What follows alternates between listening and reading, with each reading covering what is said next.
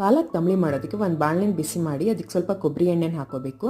ಇನ್ನೀಗ ಇದಕ್ಕೆ ಜೀರಿಗೆ ಹಾಕೊಂಡು, ಜೀರಿಗೆ ಸ್ವಲ್ಪ ಸಿಡಿಯೋಕ್ಕೆ ಶುರು ಆಗ್ತಿದ್ದಾಗ ಹಸಿಮೆಣಸು, ಇದ್ರ ಬದಲು ಕೆಂಪೆಣ್ಸು ಬೇಕಾದ್ರೂ ಹಾಕೋಬೋದು, ಹಸಿಮೆಣಸು ಸ್ವಲ್ಪ ಜಾಸ್ತಿ ಬೇಕಾದ್ರೂ ಹಾಕೋಬೋದು. ಇದ್ರ ಜೊತೆ ಪಾಲಕ್ ಹಾಕಿ ಇದನ್ನು ನಾವು ಚೆನ್ನಾಗಿ ಫ್ರೈ ಮಾಡ್ಕೊಳ್ಬೇಕು. ಇದನ್ನೀಗ ಒಂದು ಮಿಕ್ಸಿ ಜಾರಿಗೆ ಹಾಕ್ಕೊಬೇಕು. ಇದು ಸ್ವಲ್ಪ ತಣದ ಮೇಲೇ ಹಾಕ್ಕೊಳ್ಳಿ.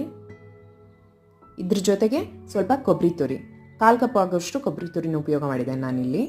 ಇದನ್ನು ಮೊದಲು ನೀರು ಹಾಕದೆ ಹಾಗೆ ರುಬ್ಕೋಬೇಕು. ಈ ರೀತಿ ರುಬ್ಬಾದ್ಮೇಲೆ ಇದಕ್ಕೆ ಸ್ವಲ್ಪ ನೀರು ಹಾಕ್ಕೊಂಡು ಇದನ್ನು ನುಣ್ಣಗೆ ರುಬ್ಕೋಬೇಕು. ಇವಾಗ ಇದಕ್ಕೆ ರುಚಿಗೆ ತಕ್ಕಷ್ಟು ಉಪ್ಪನ್ನು ಹಾಕಿ ಇದನ್ನು ಒಂದು ಪಾತ್ರದಲ್ಲಿ ಎತ್ತಿ ಇಟ್ಕೊಳ್ಳೋಣ.